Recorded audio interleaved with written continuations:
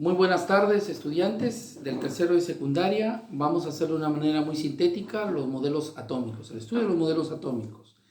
Desde la época de Leucipo y Demócrito, los filósofos griegos, de siglos antes, siempre se preocuparon por saber cómo era la estructura de este corpúsculo, esta partícula llamado átomo. Leucipo y Demócrito fueron los primeros que mencionaron la palabra átomo, y desde ahí fueron pasando el tiempo y muchos científicos trataron de explicar cómo era esta estructura, cómo era esa representación.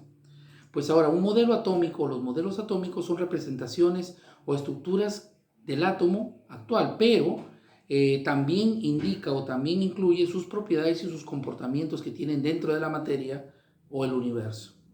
Entonces, mayormente el átomo se grafica, ¿no? Como ustedes recordarán, el núcleo en el centro y electrones girando alrededor del núcleo, ¿cierto?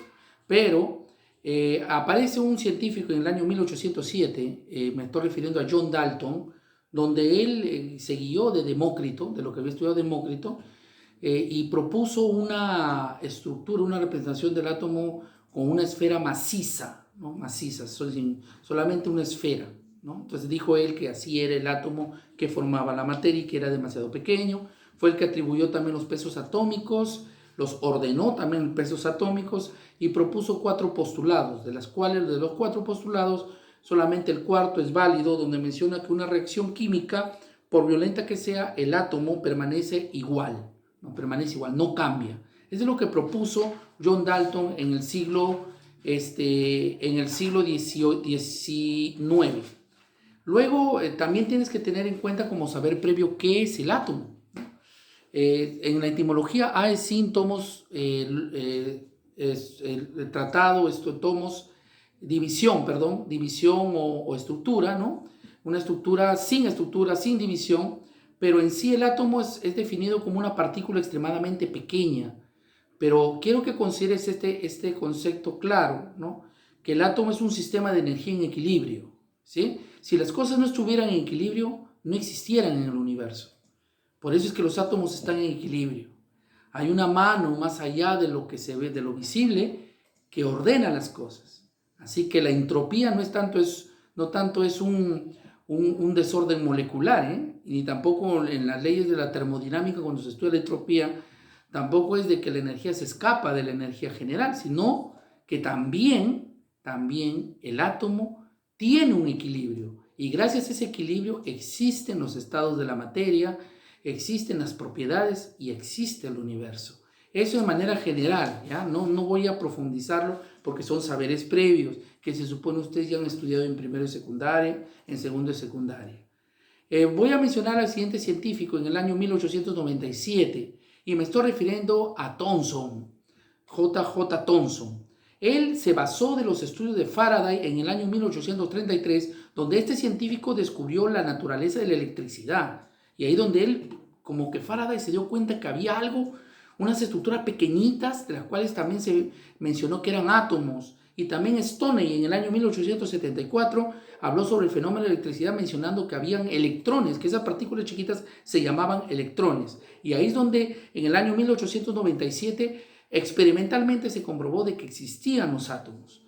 Luego, Crookes, un científico, también elaboró un tubo de 40 centímetros de longitud y de 4 centímetros de diámetro, que le llamó el tubo de Crookes, donde él experimentó la presión de los gases dentro de ese tubo y se dio cuenta que los gases bajo presión, bajo electricidad, emitían una luminiscencia, una luz, una radiación, ese gas, bajo ciertas temperaturas, y dejaban también vacíos. Y la pregunta era, ¿qué eran esos gases? ¿De qué estaban constituidos? ¿Quiénes eran los que producían ese tipo de luz? Y ahí es donde Thomson, en el año 1897, propone a base de estos estudios que esas cosas pequeñitas que irradiaban se llamaban electrones. Así que Thomson es el descubridor del electrón, y él, para transmitir este descubrimiento, propuso un modelo que le llaman el modelo del budín de pasas, donde las pasas son los electrones y el campo donde están las pasas son los protones. cargas positivas y los electrones cargas negativas. También él propuso también la relación entre carga y masa, donde Millikan, un otro científico, también empezó a experimentar con respecto a esto de las cargas eléctricas dentro de la materia a base de lo que había descubierto Thomson, y Thomson planificó también más experimentos, pero ya en el año 1903, en 1904 aparecieron otros científicos que también compitieron con él, Carlo de Perrin, Lennart y Nagaoka, un japonés que se encargó de estudiar el anillo, que ahora se llaman órbitas del átomo. También se ha hablado de un científico llamado Goldstein en el año 1886, donde descubrió los rayos canales, donde él menciona que son gasiones positivos las moléculas de gas que han perdido un electrón y que eso es lo que produce la luminiscencia, ¿no? Lo relaciona con los átomos. Ahí también aparece otro científico que descubre los rayos X, donde se da cuenta que al colocar su mano hacia esa radiación se veía sus huesos, y ahí donde se descubre ya las radiografías, se va evolucionando esta investigación. Y en el año 1911 aparece un científico llamado Rutherford, donde él descubre la radioactividad elaborado y propuesto por Becquerel, un francés que lo había descubierto en el uranio, por sus propiedades que le hacían pensar que se relacionaban con los rayos X. El uranio, cuando se combina con otras sustancias para formar sales, expulsa un leve brillo o fluorescencia.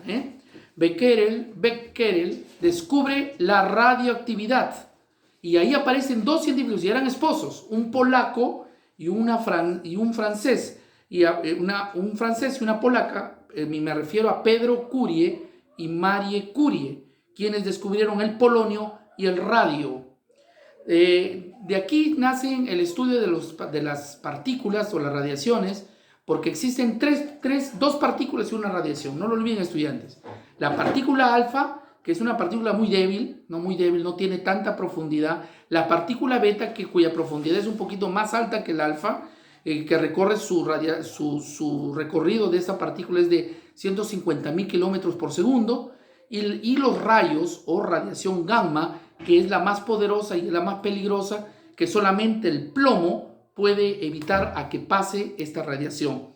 Ahí es donde Rutherford se basó de esos estudios y fue descubriendo todo lo referente a esa experimentación tan hermosa que hizo del bombardeo de estos rayos para bombardear una lámina de oro, y pudo descubrir estas partículas, tanto estas partículas alfa, que eran las más débiles, pudo descubrir a un corpúsculo bien tenue, el cual le llamó átomo, y que tenía ciertos espacios, porque estos rayos rebotaban en algo y otras pasaban y otros se desviaban. Entonces él dijo de que hay algo ahí que está vacío, que entre el centro y la parte fronteriza de esta estructura hay algo vacío, y que en el centro los rayos chocan y por eso rebotan, y se desvían porque chocan también en el contorno, la frontera de esa estructura, del cual le llamaban átomo. Es así que donde Rutherford propone esta explicación en relación a la estructura del átomo. Él es prácticamente el descubridor del núcleo atómico, que es la parte central del átomo, cuya carga es positiva, ¿ya? Entonces, estamos hablando de los protones, ¿no es cierto? Estamos hablando de los protones. Luego, en el año 1913, aparece Niels Bohr, y él propone lo que es que los átomos tenían niveles, y se menciona del 1 al 7, que habían 7 niveles, que se veían ciertos niveles, y que emitían o absorbían ciertas energías cuando los electrones saltaban. Pero él se basó a estudios de las radiaciones electromagnéticas. Entonces, para generalizar esto del estudio de Niels Bohr, que ya nos estamos acercando a las últimas investigaciones, quiero que sepan, alumnas, que el universo está modificado, regido, o rige en el universo 4 fuerzas. La fuerza gravitatoria es una, la fuerza electromagnética es otra, también tenemos la fuerza nuclear fuerte y la fuerza nuclear débil. Y entonces son 4 fuerzas que modifican a la materia y a la energía en el universo. En las radiaciones ahí se fue descubriendo la longitud de onda, la frecuencia dentro y la energía, ¿no? Donde Max Planck en el año 1900 propone una fórmula donde la energía es igual a la constante de Planck por la frecuencia. Esa es una fórmula matemática. También se fue estudiando el espectro electromagnético de la luz, donde se pasaba a través de un prisma y se dividió la luz visible y la luz invisible, pero real, ¿ya? Real, como en el caso de los rayos ultravioletas, y en el caso de visible, los rayos infrarrojos que emiten mayormente los seres vivos, mayormente eso. Luego Albert Einstein en el año 1905 propone su teoría del efecto fotoeléctrico. Este efecto se da en el vacío, en una superficie metálica es irradiada con luz monocromática que emite electrones. Gracias a ello, Albert Einstein gana un premio Nobel debido a este descubrimiento. Luego también los postulados de Bohr hablaba de esos niveles, como les mencionaba, esos niveles que están alrededor del núcleo para poder explicar de que los electrones estaban en esos niveles y que emitían ciertos saltos que después fue mencionado como saltos cuánticos. En los postulados de Niels Bohr, que mayormente son postulados matemáticos, también planteó ciertas geometrías o ángulos a grados de angstroms, es una medida pequeña, desde el núcleo al primer nivel K o al primer nivel 1, del 1 al 2, del 2 al 3 hasta el 7. Y esto de manera general lo menciono para que lo tengan como saberes previos. De ahí también los demás científicos ya plantearon las series espectrales del hidrógeno, porque realmente estudiaban el hidrógeno. En 1915 aparece un científico, no sé si lo pronuncio bien, ustedes quizá lo pronuncian mejor, el Arnold Sommerfeld. Él menciona que el átomo tiene subniveles, aparte de niveles también tiene subniveles y que son elípticos, no como lo dice Bohr que eran redondos, sino eran elípticos y que en ellos pasaban electrones y que saltaban entre ellos y que eran iguales de nivel a subnivel, de subnivel a nivel. Y se basó en el espectro de la luz para definir este estudio, este científico. El modelo actual se menciona que el átomo es una nube electrónica, pero está basado del principio de incertidumbre de Heisenberg y de la dualidad de la materia de Lowe de Broglie, que lo propuso en el año 1924, donde se habla de onda y materia. Pero nos quedamos aquí para terminar este video, ya que el tiempo pasa. El